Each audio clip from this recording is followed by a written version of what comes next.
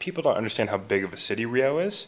I mean, it depends on if you look up city proper or metro area, but Rio is about the size of Chicago, which would make it the third largest city in the U.S., which is a massive country with some pretty big cities.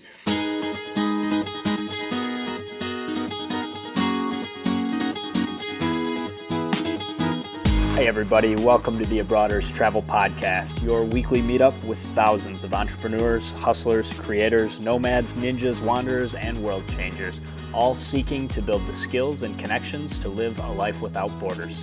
If you want to learn more about what we do or download our entire podcast archive, check out the website, abroaders.com. Happy Wednesday morning and welcome to another episode of the Abroaders Podcast. I'm Eric, here with AJ in Sao Paulo, Brazil. We just got in from a direct flight from Rio De Janiero, and today we're going to spend a little bit of time covering news and updates in the travel hacking world. We've got last call to use US Airways dividend miles before they merge into the combined American Airlines program. Also some lessons learned from changing an American Airlines itinerary that was combined with Southwest, how you can save on change fees and even get yourself a free one-way ticket if you plan and execute your booking or your revision properly. And then lastly, some news about mistake fares. There were a couple of huge ones this week, including a $450 business class fare from the US to China that is going to be honored by American Advantage. Although that's too late to still get in on the fare, I want to talk a little bit about how to be in a position to make sure that you see those. They usually only last for a couple of hours, and so we're going to share some resources for how you can stay in the loop on those mistake fares and what you should do when you see one to make sure that you don't miss out on the fun. If you stick around to the end of the episode, AJ is going to be joining me and we're going to share some of the best secrets of what to do in Rio De Janeiro. As I mentioned a few minutes ago, we spent about 10 days there this year, and I think combined we have a little more than a year living in Rio. It's probably my favorite city in the world, both because of the really nice weather when it's cold and crappy in Michigan, and also the people and the culture. So I really wasn't satisfied with the top things to do that I saw on TripAdvisor, Lonely Planet, some of those other websites. Look, you really can't go wrong in Rio. It's a phenomenal place, and just exploring a little bit, you're going to have a great time. But those resources left a lot to be desired. So AJ and I are going to break down probably the 5 most common, most popular destinations and offer a new spin, some sort of local inside knowledge, ways to get to appreciate some of the most popular destinations in a different way. And then we're going to go through some of the other places that maybe get overlooked that you wouldn't see unless you really read every page of one of those guidebooks to find out some other options, things to do.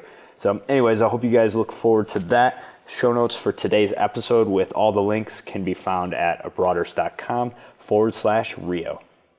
All right, guys, so first piece of news today is that you have a matter of days, possibly a matter of hours, to use your US Airways dividend miles.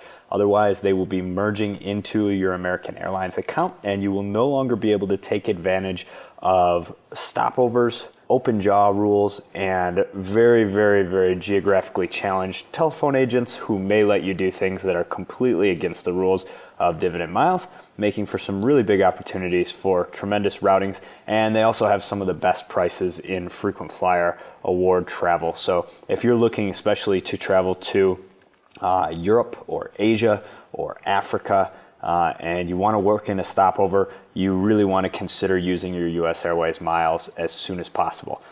So one other piece of information that may be helpful for some of you, especially if you are looking to travel with friends or interested in sharing miles, US Airways has announced a 20 to 30% discount on the cost of sharing miles to another person's account.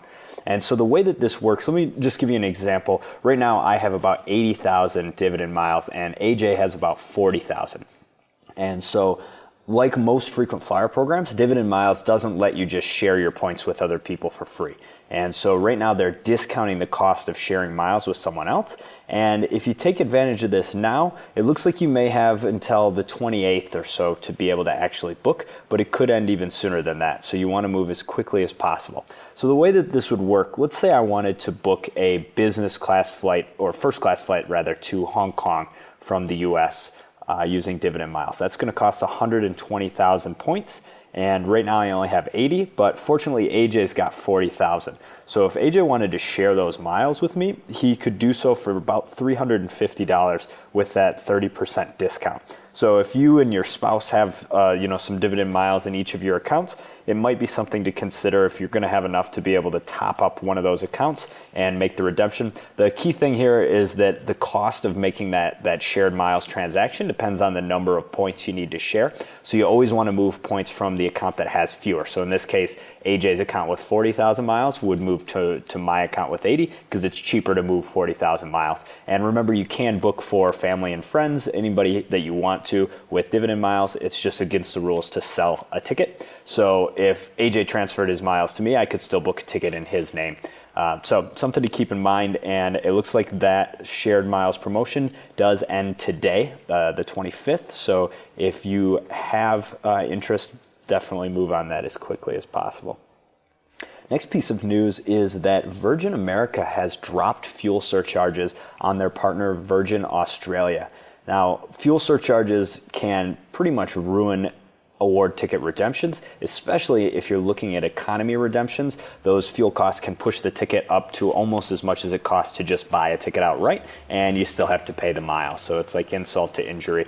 Virgin Australia flights to Australia are one of the best ways that you can use your Virgin America Elevate points. And now that those fuel surcharges have been eliminated, your total cost of the ticket is going to go down from somewhere around $800 now down to $150 to $200.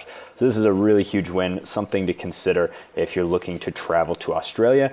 Virgin Australia has some of the best award availability out there. Australia is also served by American, Delta, Qantas. Those are some of the other big ones, and I believe at least one flight from United. But those are pretty tricky, especially in business class. So this elimination of fuel surcharges may be the break you were looking for if you're trying to get business class to Australia. Next thing I wanted to do is just give a quick shout out to Southwest Airlines. We don't give a whole lot of love to Southwest, and that's mostly because there's not a lot of huge opportunities to get oversized values. Southwest is one of those programs that ties the number of points that it costs to redeem for an award to the actual price of buying the ticket. And so if the price of the ticket is more expensive, if the real airfare prices are going up, so are the costs of your redemptions and points. So there's not really any way to sort of get clever and cheat the system.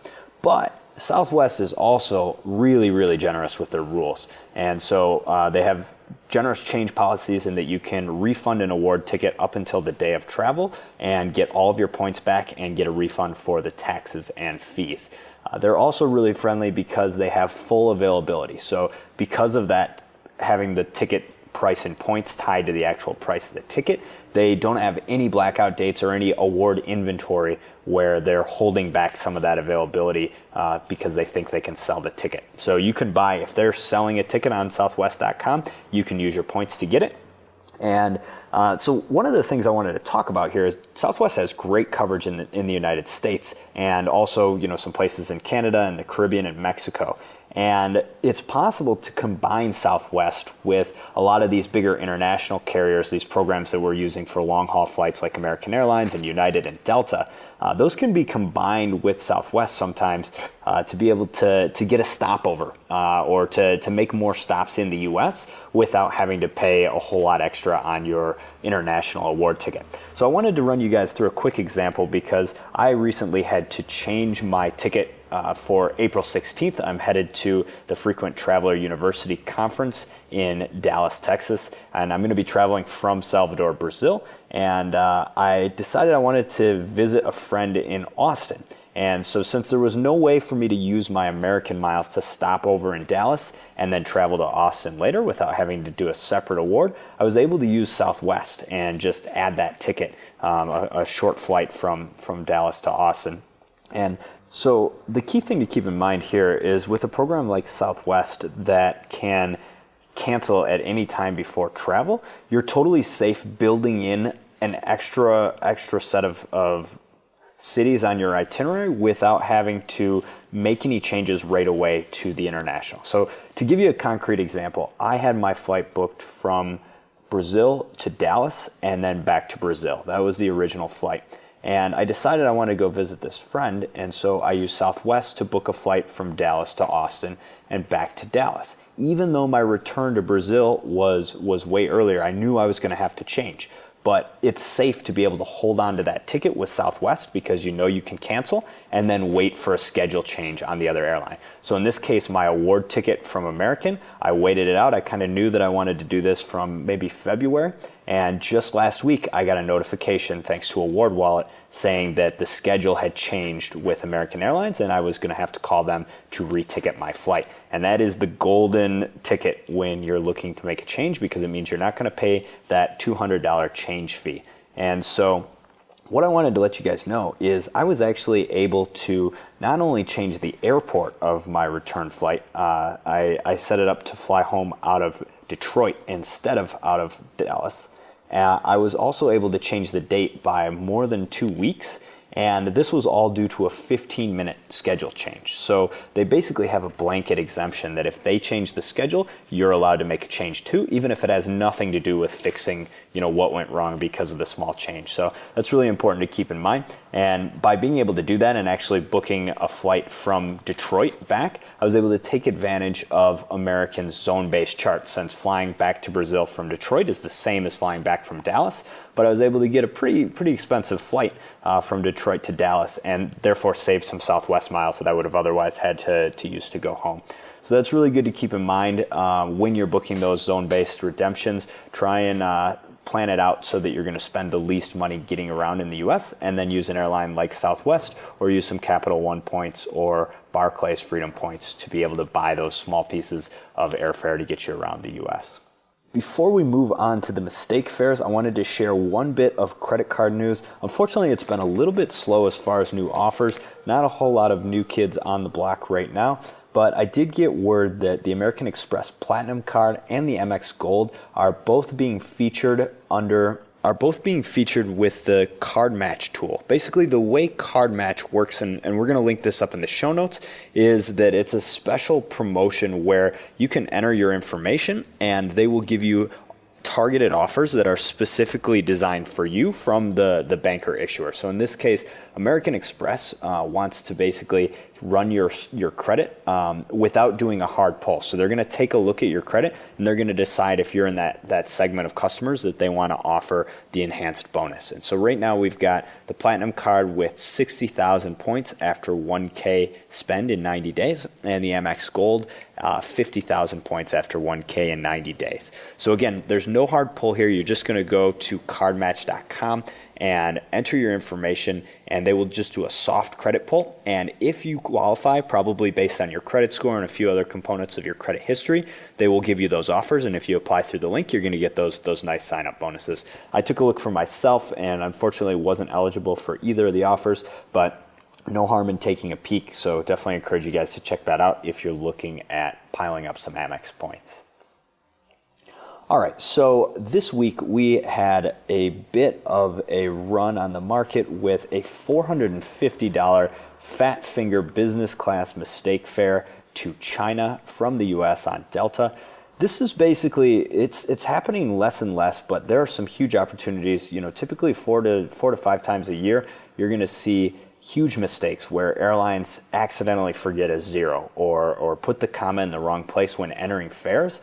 And they have a period of an hour or maybe as little as even 20 or 30 minutes that a fare is selling on the open market for way less than it should be. And if you have the right tools, you can get the information about this and be able to book those fares, lock them in before the airlines can pull them down. And so I wanted to share a couple of resources today to do that. Earlier this week, we also had roughly $1,000 business class to Doha and Milan, Italy. And we also currently have cheap business class fares to Brazil, which is going to segue really nicely into our discussion about Rio in just a second. Right now, Delta and American are in a bit of a fare war. Delta is offering $1,500 roughly business class fares from American's hubs. So that's going to be out of Dallas, Los Angeles, Miami, Philadelphia, and Phoenix. Those are all going to Rio and Sao Paulo. And then American is doing the same by attacking Delta's hubs. So you're going to find tickets on American out of Atlanta, Detroit, and Minneapolis. So this one's not quite exactly a mistake fare. This is probably something that's going to last a little bit longer. And so it's not like they forgot a zero. It's not like this one's supposed to be $15,000, but they're in a competition. And sometimes, as I mentioned before with this one to China, they get a lot bigger and a lot better. And those are the ones that get pulled down fast. So recommendation to you guys is to check out theflightdeal.com and fairdealalert.com. And even better than checking the website or signing up for email alerts, which often get lost before you even have a chance to get in on the deal, is to follow those two on Twitter. And that's going to be at theflightdeal and at fairdealalert on Twitter. So definitely check that out. And if you really want to take it to the next level, you can even set up some sort of automation with ITTF or Zapier and be able to get yourself a text message. That's what I do to make sure that I don't miss out on any of these mistake fares.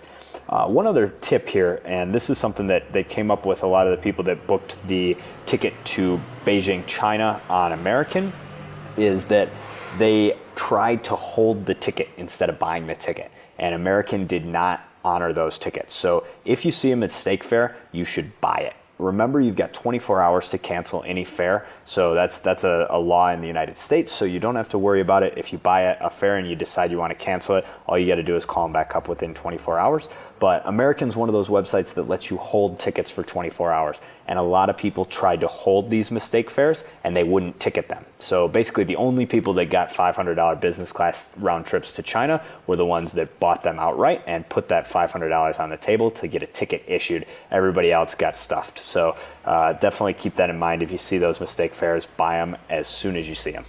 All right, so I've got AJ with me here now, and I'm excited to talk a little bit about Rio de Janeiro, both of our one of our favorite places to spend time.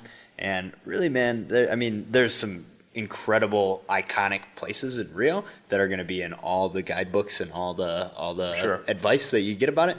But they leave a lot of stuff out. There's a lot more. Yeah, I think one of the big issues is people don't understand how big of a city Rio is. I mean, it depends on if you look up city proper or metro area, but Rio is about the size of Chicago, which would make it the third largest city in the U.S., which is a massive country with some pretty big cities.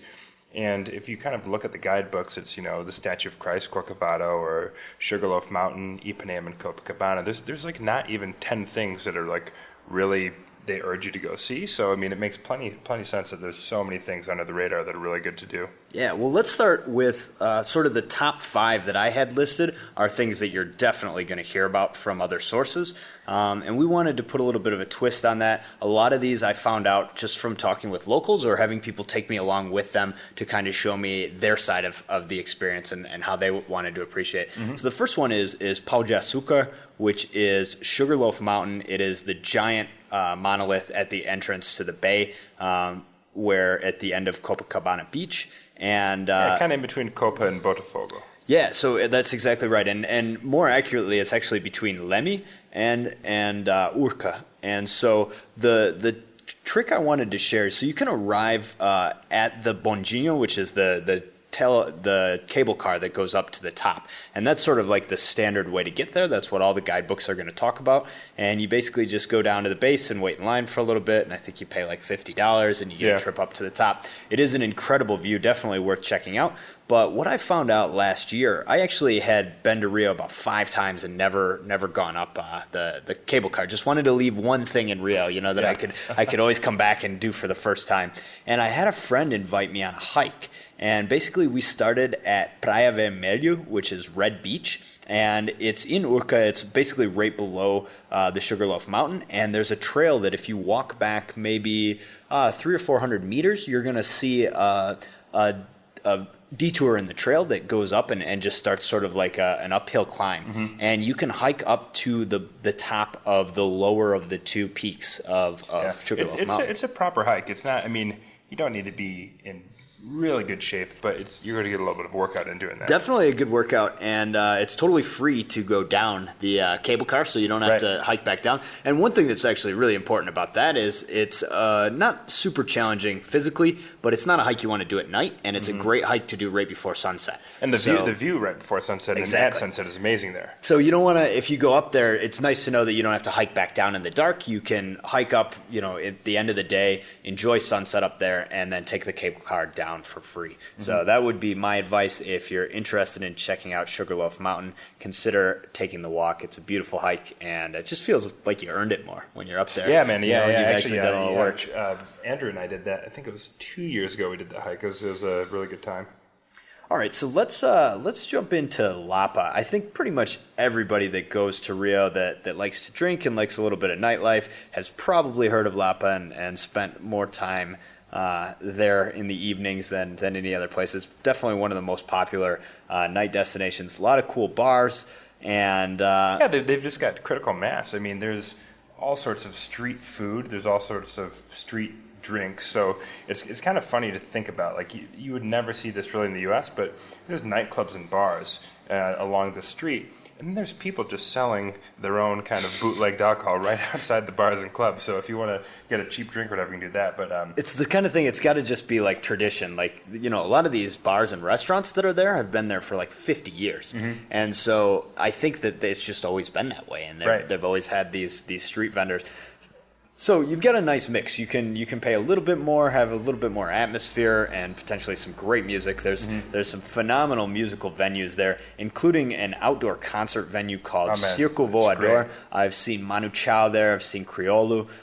Also seen, I believe, Ojapa at Circo Voador. So. And actually, it would have been like 1 week ago, Slash, like the former Guns N' Roses guitarist, was playing there. Really? That was before we went to the EDM party. Very cool. There's a lot of international music that comes through Rio, so that's one of the coolest concert venues, and one of the reasons is it's so small. I mean, there's maybe capacity is like 4,000 people, so you get close to the artists, and that's definitely cool. One other thing I wanted to mention, I think if you read anything online, you're going to see the Lapa Stairs, and that is an awesome place to check out. Just incredible mosaic tiles working all the way up this huge staircase that leads up to Santa Teresa. So yeah, and what's really interesting too is that's one man's work for the most part. That artist, and it's also pretty sad. The guy was murdered, I believe, a year or two ago. But I'm not sure if that ever got resolved. There was talk that it was a suicide, and there was talk that it was possibly a murder. I believe his name is Celeron. I'll look that up, and we'll put it in the show notes. But definitely check it out. Don't spend too much time there if you really dislike the smell of pot, because you're gonna find a lot of people sitting down to smoke a joint at the end of the night there. But definitely a cool place, and very worth the artistic experience of just seeing somebody that had a vision for how to make a staircase look cooler than anything else in the world.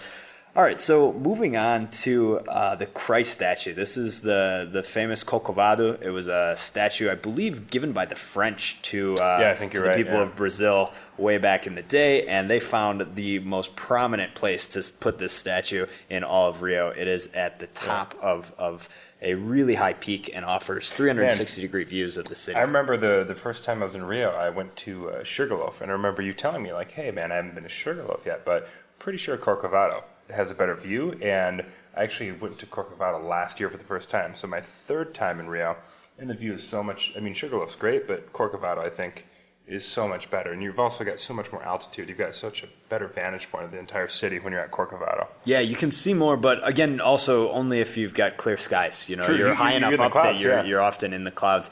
So the tip for Corcovado is that it's possible to hike up to the Christ statue as well, and I've actually never done it by the regular transit. There's sort of like a train and some bus system kind of like a that train takes people / cable car. I've never done it, so I can't tell you too much, but I know that the hike was cool, man. The hike is through the rainforest, basically, and I mean, it's on a road, it's like paved, you're not going to get lost, but the terrain is really cool, and there's a lot of views on the way up that are just as cool as the view at the top and way less crowded. I did the cable car last year, and it was, I forget how much it cost. It was reasonably priced. It wasn't ridiculous, especially with the dollar right now, being so strong. It's really fairly affordable. Do you remember how long the hike took? Because I remember the cable car took a little bit longer than I thought it was going to. Yeah, the hike's probably about 2 hours, maybe 3 hours if you're stopping a lot to take pictures or just want to take some time to rest and enjoy the views. But yeah, I would say a couple of hours minimum for a comfortable hike up there. All right, so let's jump to some of the most famous beaches in the world. We've got Copacabana and Ipanema. Let's start with Copa. It's a little bit more of the older crowd. It's nowadays. kind of what once was Rio, like what Rio used to be. It's if you look up any videos, or I've seen some videos like the 1970s talking about like Rio and this magical beach place in Copa. I know you're thinking about that Arnold Schwarzenegger video. Yeah, Get that in the show notes. Yeah, so Copacabana was where it was all happening. That's where the party was. It's a massive beach. Copacabana is a massive, massive beach, but I wouldn't say it's run down now. The crowd just seems a little bit different than Ipa and Leblon. You know? I mean, definitely Ipanema is more of a young people's beach, and I think that the real difference is, you're getting just two kind of distinct experiences, and they're both absolutely worth checking out. Copacabana and Ipanema both shut down the Atlantic Avenue on Sunday afternoons. Yeah. So that's one of my favorite things about the beaches in Rio is that people are out doing skateboarding, longboarding, rollerblading, doing biking, any type of physical anything activity you can think of. I mean, people even writing invented hacked together constructions. I don't even know, man. It's pretty interesting, so and it goes to show, it just helps you understand why people are so good looking in Rio. Like, people get out and work out, and it is a really it's active like a city. cultural thing. Yeah. So that would be my big recommendation, is if you've got a Sunday, go for a stroll on Copa and Ipanema. And then also one thing that I got invited by a friend to a hotel in Copa called Hotel Pestaña. And it's got a rooftop bar that's open to the public. And I know the same thing just happened to you in Ipanema, so now we've got one for each. But if you're in Copa, this is an especially good place to start the night. I don't think it's much of a late night venue, but if you want to start the night with a couple of really nice cocktails and have a great view of the ocean and all of Copacabana Beach, sure. Take a girl or take a guy, whoever you want to go meet up with. It's a really good place to start the night, and then you can move on from there. What's the one in what's the bar in Ipanema? So in Ipanema, the hotel is Fasano. It's the Fasano or Fasano, Fasano, and it's actually a place where a lot of famous people stay. So when Madonna was in Rio, that's where she stayed. Nice. And and actually the guy we were with the other night, and we had some ice cream and a bite to eat and a couple cocktails. Sergio, that's where he was staying, and the place is definitely pricey.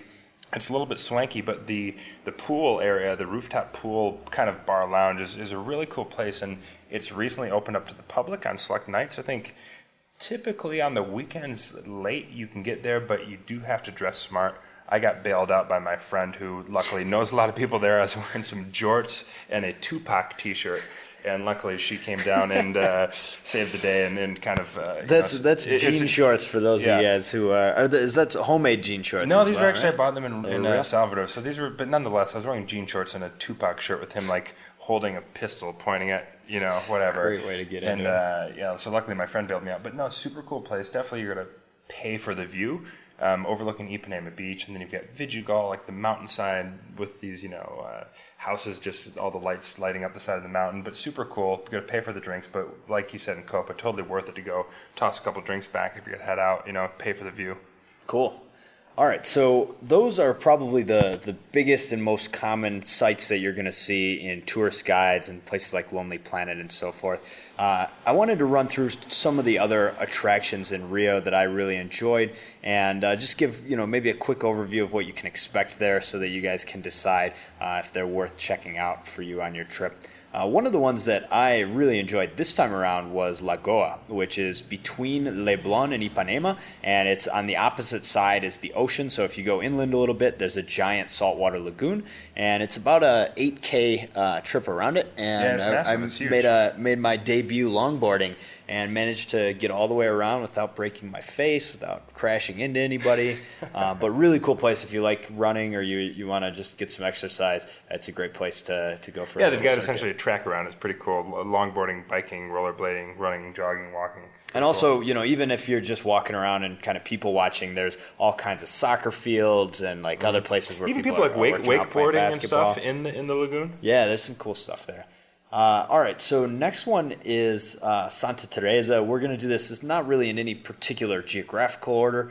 Santa Teresa is the hillside above Lapa. So Santa Teresa is sort of a bohemian neighborhood, one of the older parts of Rio. It's kind of like a new, cool place. So, like, think about Brooklyn, Seriously, Brooklyn used to be this kind of rough place, and now, it's really expensive, and the hipsters have made it cool, and, like, all these people, new restaurants and stuff. That's kind of Santa Teresa. They've got kind of a revitalized scene there with, like you said, the bohemian, really cool, hip coffee shops and restaurants and all that stuff. I don't remember. I'm going to see if we can get this into the show notes, but there is a club or a bar at the very top of Santa Teresa that has, like, a once-a-month pool party kind of thing, and I remember that I got invited to go up there and didn't go, and ended up seeing a whole bunch of pictures. So we'll see if we can link that up in the show notes as well. Speaking of being up in the top of Santa Teresa, if you're in Rio during Carnival and there's a Blocko in Santa Teresa, you really should go to it. Have to do it. Yeah, the views are amazing, especially the morning ones. I would say this last time we were there, Cel na Terra was probably my favorite Blocko, and that was in Santa Teresa. Definitely tight quarters though, because it's narrow streets. You could get pinched pretty easy. Okay, so next one I wanted to mention is Vista Chinês in Tijuca National Park. Tijuca is one that probably will make it on a lot of the sort of top 10 lists. It's the biggest urban rainforest in the world. In the world, yeah. And it's beautiful. It is truly beautiful. It's the kind of thing, it's a little bit harder to see if you don't have a car. Yeah, and so it might be worth renting a car if you don't have any friends that have a vehicle. It's not all that accessible by public transit, although certainly not impossible. There are some bus routes.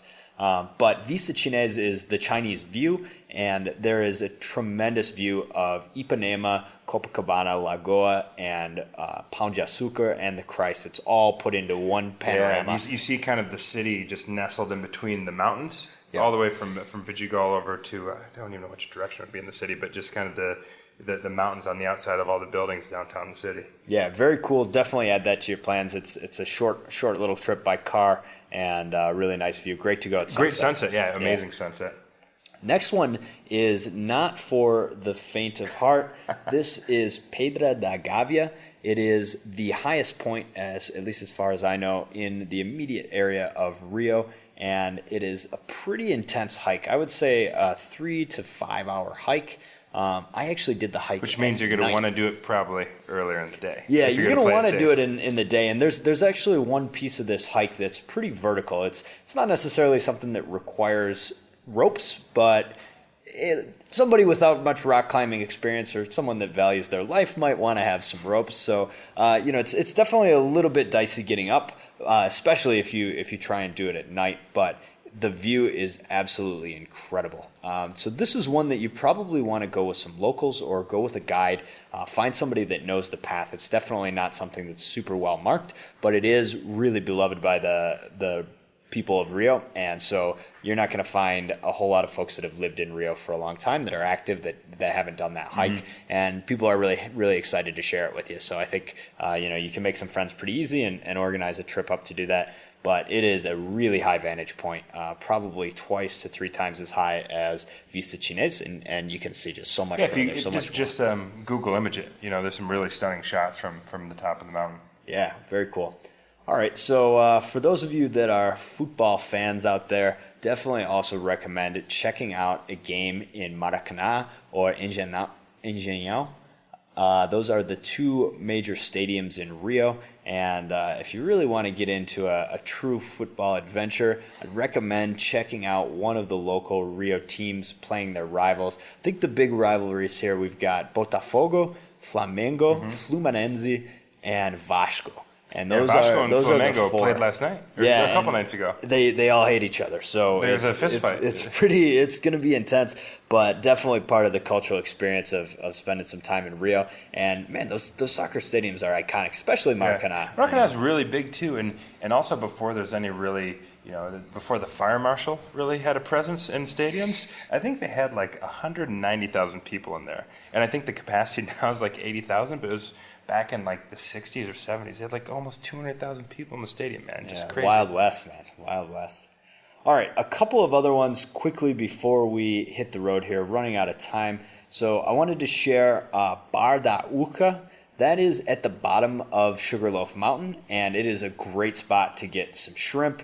Or that where we had shrimp? Yeah, okay, that place is great, yeah. It's just like a little outdoor bar, and it's got a view of Botafogo Bay, so it's got a view of the harbor. You're going to see a lot of nice boats parked out there. It's a great place to watch sunset, and also just like a really cool cultural thing, like a lot of Brazilians go over to Urca. It's one of the safest neighborhoods in Rio. Most neighborhoods in Rio, especially in the South Zone, are pretty safe, but this is where the military base is established, so nobody messes around in Urca. And it's just a cool place to have some cold beer and enjoy some nice scenery. The next one is pretty cool. It's kind of like a boutique hotel. I had somebody tell me it's a hostel. I think they might be full of it because I looked up the prices on this place and it's pretty expensive. But Casa Mosquito is kind of up amongst a favela near Ipanema. But the really cool thing about this place is they have an amazing rooftop pool with just stunning views of the Atlantic Ocean over Ipanema, over Leblon. It's just really cool, and they have really cool parties there. So there's never a guarantee that there's going to be a pool party or something, but definitely just